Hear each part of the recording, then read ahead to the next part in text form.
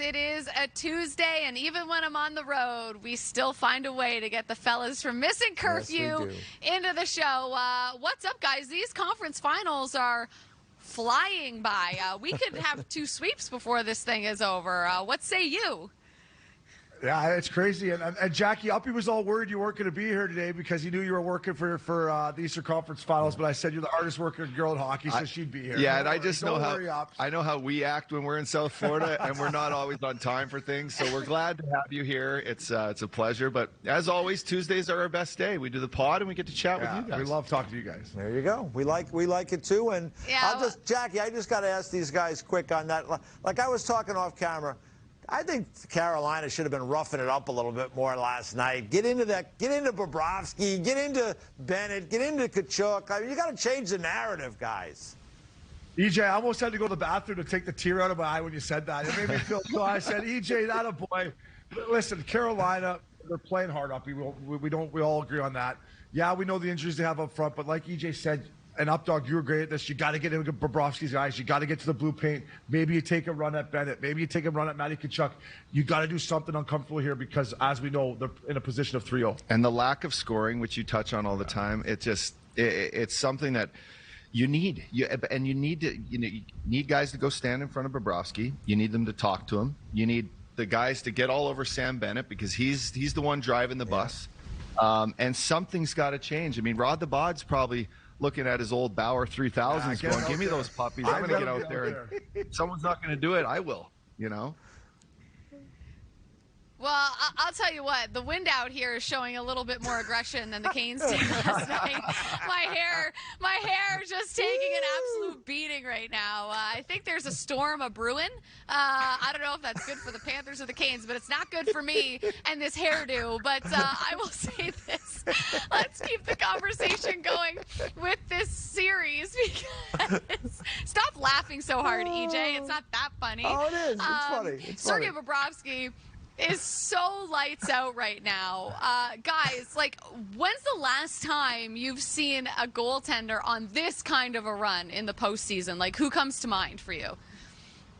Go ahead. I was going to say J.S. Shiger. To me, here I think they lost to the Devils where he won the Conn Smythe. And I'm not going to pretend like I'm a goalie coach, but to me, the way he's tracking the puck, and I do want to give some love to the Panthers decor, Stahl, Gudas, Frosling, Montour. They've done a great job of letting Bobrovsky see the puck. But to me, Updog, the way he's tracking it, like he's seeing everything, it reminds me of Jaguar when he was in the zone. Yeah, I look back and, you see Carey Price in Montreal's kind of run against Tampa Bay where he's just so solid and effortless. And, with these goalies at this high caliber level, when they get confidence and they keep their eyes on the puck, it's like they tell everyone on the ice, you're not scoring on me. Yeah. And that just provides such confidence for a team like Florida who they're getting the goals. They're coming back in games. If they give up the first goal in a game, which they have it in a couple games now because Bob's been stopping them, but they're never out of a game. And when you can come back in games and your goalie's,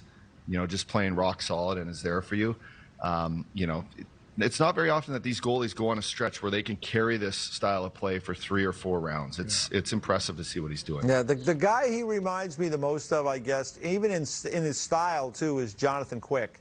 And Jonathan Quick had one of those years in 2012 where he was just very difficult to beat. You might even have to go back to Dominik Hasek during his runs in Buffalo. But Jackie, Bobrovsky has just been out of this world. He's been so good. Oh, yeah, he's been amazing. In fact, I think Rod Brindamore made a comparison to the Dominator today as well in his media availability when chatting about this series and just how dialed in Bobrovsky has been.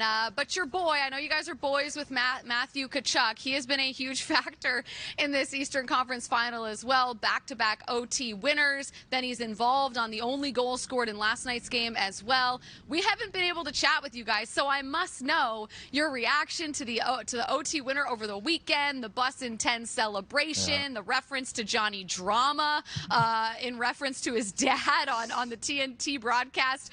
What did you guys make of your buddy's performance these last few days?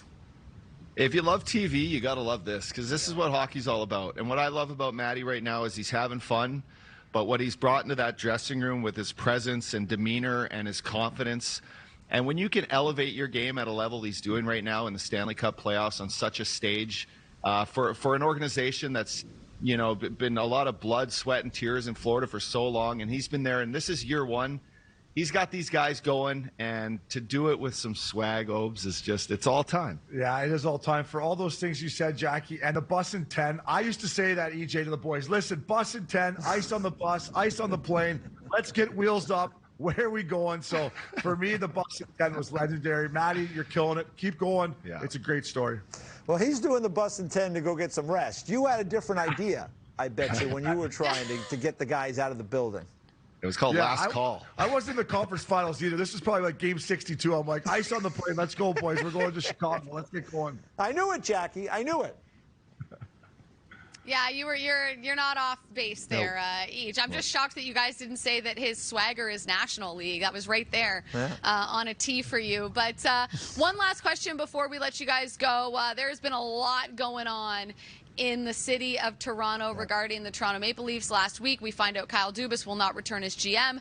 Brendan Shanahan addresses the media and essentially gives us a play-by-play of what transpired during those contract extension negotiations and ultimately the decision to part ways with their general manager. Well, Kyle Dubas put out a statement today online, kind of speaking for the first time, really, that we've heard from him since Brendan Shanahan had that press conference. I won't read the entire statement because it is long, but he essentially says that, you know, the conversations that they had regarding his job with the Maple Leafs and a potential contract extension, he considered those to be private. He had a lot to think about in terms of the future with the Maple Leafs and how it would impact his family. And ultimately, the organization, MLSE, decided to go separate ways, which is their right.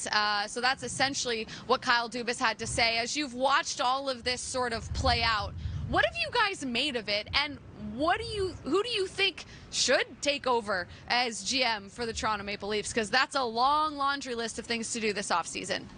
Yeah, that's a great question, and we all know what's going on with Austin Matthews and his contract in July 1st. But when it comes to Kyle Dubas, listen, I don't have kids. I've watched this guy, my best buddy, become a father and how important his family is to him, so I get that. But when Brendan Shanahan said, I wasn't sure if he's all in, as ex-players, anything, I want guys that want to be there. And if Brendan Shanahan thought there was a little bit of an inkling that Kyle Dubas didn't want to be there and then wanted more money, I don't know, Updog. I want guys that want to be there, from my GM all the way down to my equipment guys. You got to be all in. Yeah, I'm not going to question the fact that Dubas, you know, a very calculated guy, but I'm not going to question whether he wanted to be all in or not.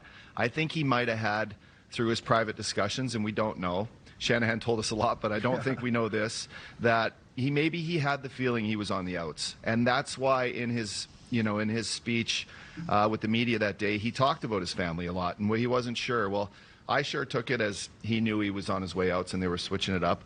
I've never seen EJ in my history of, you know, when I played in the NHL, ever that, you know, GM coach where it gets out in the public and it becomes a thing. Yeah. It's usually amongst players or agents with players. It's never an agent of the GM and the president. So it was really unique. And in the heartbeat of hockey in Toronto, everyone was waiting to see what was going to happen. So this is a story now, and I don't know. The new GM is going to have to come in and make some smart decisions and have the respect from his players. It's not an easy job, and quite frankly, I'm not. I don't want. Uppy's not putting his name in for it, EJ. Uppy's not putting his name in for it. If there's a ring, your hat is not in this situation. So you guys got it good. You don't want to be involved with that. I mean, I would only say this to your point, Uppy. Shanahan really laid it out there, and it was almost like a tick-tock of everything that went on for several days, and really even in the months leading up to it. I thought it was really shrewd by Brendan Shanahan, Jackie, because at the end of the day, this stuff was going to get out anyway. I think that Brendan really has controlled the narrative there by doing it this way. Kyle put out a statement today. He really didn't refute anything, so we'll see where it goes from there. The Toronto Maple Leafs are moving on. They're going to look to hire a GM, and then, of course, Kyle Dubas, I mean, there's been a lot of rumors about what he might do. I expect to see his name again in the news pretty soon, Jackie.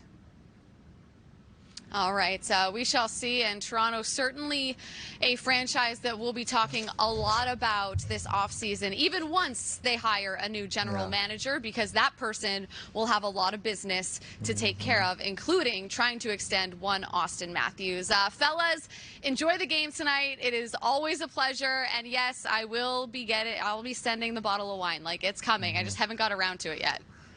Hey, I know you're the hardest worker girl in hockey. Don't worry about it. It's all good, Jackie. And hardest meteorologist there, so I appreciate it. Yeah, there you go.